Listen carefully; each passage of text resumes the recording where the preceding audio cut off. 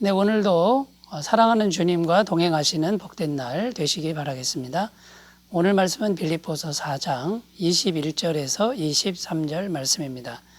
그리스도 예수 안에 있는 성도에게 각각 문안하라. 나와 함께 있는 형제들이 너희에게 문안하고 모든 성도들이 너희에게 문안하되 특히 가이사의 집 사람들 중 몇이니라. 주 예수 그리스도의 은혜가 너희 심령에 있을지어다. 아멘. 오늘 말씀은 빌립보서의 마지막 부분입니다. 주요 내용은 두 가지인데요. 첫째는 서로 문안 인사를 나누라는 것이고요. 두 번째는 바울이 빌립보 교인들을 축복하는 축복 기도 내용입니다.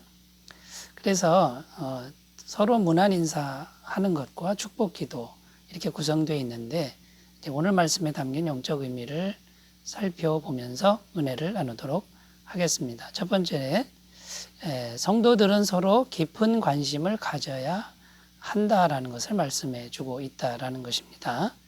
21절 말씀입니다. 그리스도 예수 안에 있는 성도에게 각각 문안하라. 나와 함께 있는 형제들이 너희에게 문안하고, 여기 보면 문안하라, 문안하고 이렇게 두 번이나 강조하고 있죠. 그런데 대충 문안하라 이게 아니고 각각 문안하라. 이 말은 무슨 말입니까? 한 사람 한 사람 분명하게 그 이름을 불러가면서 인사를 나누라. 이제 이런 의미가 되는 것이죠. 쉽게 말해서 한 영혼 한 영혼에게 깊은 관심을 가지라. 지금 이것을 바울은 권면하고 있는 것입니다. 이 관심을 갖는 것이 굉장히 중요하다라는 것이죠. 교회 공동체에서 서로 관심을 기울이는 것, 한 사람 한 사람에게 관심을 깊이 기울이는 것이 굉장히 중요하다라는 것입니다.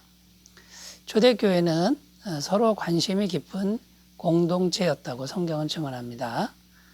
서로 관심을 깊이 기울이니까 그리스도의 사랑이 잘 전달이 되었다라는 것이죠. 사도행전 2장 44절 46절 말씀을 읽겠습니다. 믿는 사람이 다 함께 있어 모든 물건을 서로 통용하고 또 재산과 소유를 팔아 각 사람의 필요를 따라 나눠주며 날마다 마음을 같이하여 성전에 모이기를 힘쓰고 집에서 떡을 떼며 기쁨과 순전한 마음으로 음식을 먹고. 여기 보면 믿는 사람들이 성전에 다 같이 모여서 서로 물건을 통용했다 이렇게 기록합니다. 그래서 가난한 사람이 없도록 한 사람 한 사람의 그 영혼에게 깊은 관심을 가졌고 또 살아가는 형편에 깊은 관심을 가졌다라는 것이죠. 이때의 초대교회가 세상에서 가장 아름다운 교회가 되었다라는 것입니다. 이렇게 한 사람 한 사람에게 관심을 깊이 가지면 가질수록 그리스도의 사랑이 잘 전달된다라는 것입니다. 만약에 교회 공동체 안에서 서로 관심을 가지지 않으면 어떻게 될까요? 관심을 가지지 않으면 사랑보다는 이기적인 마음이 강하게 될 수밖에 없다라는 것입니다. 고린도 교회의 상황을 보면요. 고린도 교회에서 성찬식을 행하는 모습이 고린도서에 나오고 있죠. 이때 당시 성찬식은 오늘날의 성찬식하고는 차이가 있습니다. 이때 당시 성찬식은 예수님의 살과 피를 기념하기는 하는데 공동 식사를 하는 것입니다. 그러니까 한 끼의 식사를 하는데 가난한 사람들은 음식을 못 가져옵니다. 부자들은 음식을 가져오는 거죠. 근데 이 부자들이 어떻게 했냐면 가난한 사람들이 오기도 전에 자기들이 가져온 음식을 먼저 먹었다라는 것이죠. 또 포도주도 마음껏 먹고 어떤 사람들은 취해 있는 상태로 있었다라는 것입니다. 그러니까 예수님의 살과 피를 기념하는 그 거룩한 성찬식이 결국 부자들의 가진 것을 자랑하고 또 부자들만의 성찬식이 되도록 만들었다라는 것입니다. 여러분, 성도인 우리가 다른 성도들에게 그 한 사람 한 사람에게 관심을 기울이지 않으면 이렇게 이기적인 모습이 될 수밖에 없고요. 또 교회 공동체 안에서 이렇게 가진 자와 못 가진 자의 계층이 생길 수밖에 없다라는 것입니다. 그래서 바울은 멀리 떨어져 있어도 한 사람 한 사람에게 그 이름을 불러가면서 문안하라 이렇게 권면하고 있는 것입니다. 여러분, 우리가 다른 사람을 위해 기도할 때 한 사람 한 사람 이름을 불러가면서 기도하는 것과 그냥 전체적으로 뭉뚱그려서 기도하는 것은 엄청난 차이가 있다는 것입니다. 여러분, 한번 기도해 보십시오. 한 사람 한 사람 이름을 불러가면서 깊은 관심을 가지고 기도해 보십시오. 그러면 멀리 떨어져 있어도 그 사람을 오랜만에 만났을지라도 굉장히 오랫동안 만난 것 같은 그런 친밀감과 또 사랑의 감정을 느낄 수 있다라는 것입니다. 여러분, 사도 바울은 한 사람 한 사람에게 깊은 관심을 가지면서 문안하라, 인사하라, 관심을 가지라, 지금 이렇게 권면하고 있습니다. 자, 우리들의 교회 생활은 어떠합니까? 돌아보시는 귀한 계기가 되셨으면 좋겠습니다. 자, 두 번째, 오늘 말씀에 담긴 영적 의미 두 번째는요, 복음 안에서 사람을 차별하지 않아야 된다. 이것을 말씀하고 있습니다. 22절 말씀입니다.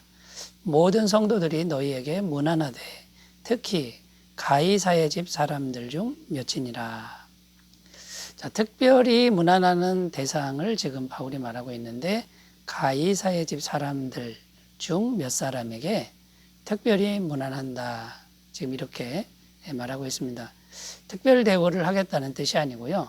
이 가이사의 집 사람들이란 누구를 말하는 겁니까? 가이사는 로마 황제 시저를 의미합니다.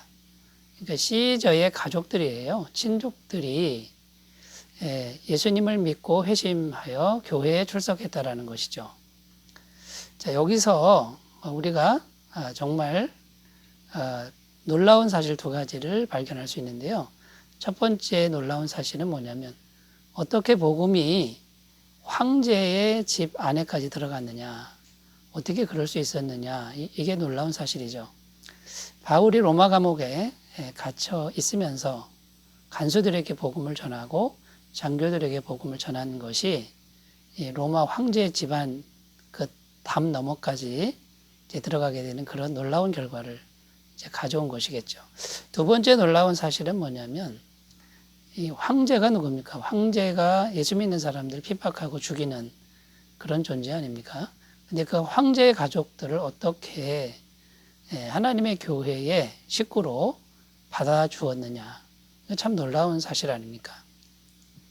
그러니까 바울은 복음을 전할 때 황제라고 해서, 황제의 가족들이라고 해서 차별하지 않았다는 거예요. 어떤 사람도 차별하지 않고 복음을 전했다라는 것이고요. 또 그때 당시 교회 공동체는요, 어떤 사람도 차별하지 않고 예수님만 진실되게 믿는다고 하면은 그 사람은 얼마든지 교회 공동체 안으로 받아주었다라는 것입니다. 여러분, 가이사의 집 몇 사람에게 특별히 문안한다 이 말은 이 로마 황제의 친족들이 예수 믿는 것도 참 기적적인 일이었지만 교회 공동체에 나와서 생활하는 것도 쉽지는 않았을 겁니다. 그러니까 특별히 문안 인사를 하는 것은 용기를 잃지 말고 꿋꿋하게 신앙생활 잘해라. 이런 격려의 메시지가 되는 것이죠. 여러분, 오늘날 우리가 교회 생활하면서도 교회 안에서 이런 차별하는 것이 없어야 된다라는 것입니다. 자, 이런 차별하는 것이 없으려면은 우리가 복음의 정신을 잘 이해해야 한다라는 것인데 두 가지를 꼭 이해해야 됩니다. 첫 번째는 오직 믿음으로 어떤 사람이든지 차별 없이 이제 구원을 받는다라는 것이죠. 로마서 3장 22절 말씀에 곧 예수 그리스도를 믿음으로 말미암아 모든 믿는 자에게 미치는 하나님의 의니 차별이 없느니라.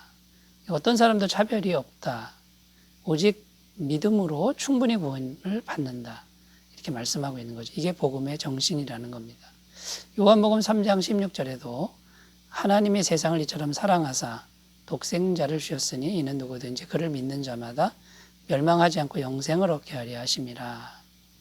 여기도 보면 누구든지 믿는 자마다 이렇게 되어 있습니다. 여러분 이게 복음의 정신 첫 번째고요. 복음의 정신 두 번째는 예수님이 언제 우리를 위하여 죽으셨습니까?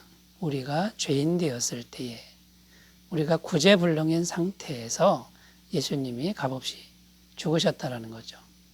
로마서 5장 8절입니다. 우리가 아직 죄인 되었을 때에 그리스도께서 우리를 위하여 죽으심으로 하나님께서 우리를 향한 자기의 사랑을 확정하셨느니라.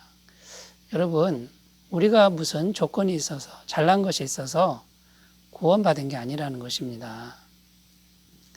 그러니까 어떤 조건도 없이 우리를 구원해 주신 분이 우리의 주님이신데 우리도 차별하는 것은 마땅치 않다라는 것이죠. 여러분, 복음 안에서 차별 없는 그런 사랑으로 모든 사람을 대하는 은혜가 있으시길 바라겠습니다. 자, 세 번째입니다. 세 번째, 오늘 본문에 담긴 영적 의미. 세 번째는 구원받은 성도의 삶은 은혜가 충만한 삶이어야 된다라는 것입니다. 23절입니다. 주 예수 그리스도의 은혜가 너희 심령에 있을지어다. 자, 바울이 항상 편지를 마무리할 때 쓰는 전형적인 인사말입니다. 은혜가 있을지어다. 왜 은혜를 강조하는 겁니까? 은혜가 없으면 우리 성도의 삶은 아무것도 아니기 때문이라는 것이죠. 여러분, 성도가 어떻게 하나님의 자녀가 되었습니까? 전적으로 은혜로 된 거 아닙니까? 우리가 죽어서 천국에 갈 때 어떻게 천국에 갑니까? 전적으로 하나님의 은혜로 가는 겁니다. 자, 그러면 우리가 구원받아서 천국 갈 때까지 이 세상에서 살아야 되는데 무엇으로 살아야 한다는 것입니까? 은혜로 살아야 한다는 것이죠. 우리가 이 사실을 분명히 알아야 한다라는 것입니다. 여러분, 그러니까 우리 크리스찬들은 은혜로 살아가는 사람들이 되어야 한다는 것입니다. 많은 분들이 이 은혜의 중요성을 모르고 구원받은 이후에 자기 힘으로만 사는 사람들이 너무나도 많다는 것이 안타까운 현실이죠. 여러분, 그러므로 이 은혜가 있어야 되는데 오늘 말씀해 보면 은혜가 너희 심령에 있을지어다. 먼저 우리 심령의 은혜가 충만해야 됩니다. 자, 그러면 심령의 은혜가 충만하려면 어떻게 해야 됩니까? 복음의 말씀을 깊이 묵상하는, 그렇게 말씀을 깊이 묵상하면 은혜가 충만하게 차게 되는 것이죠. 에베소서 1장 7절입니다. 우리는 그리스도 안에서 그의 은혜의 풍성함을 따라 그의 피로 말미암아 속량 곧 죄사함을 받았느니라. 에베소서 2장 5절입니다.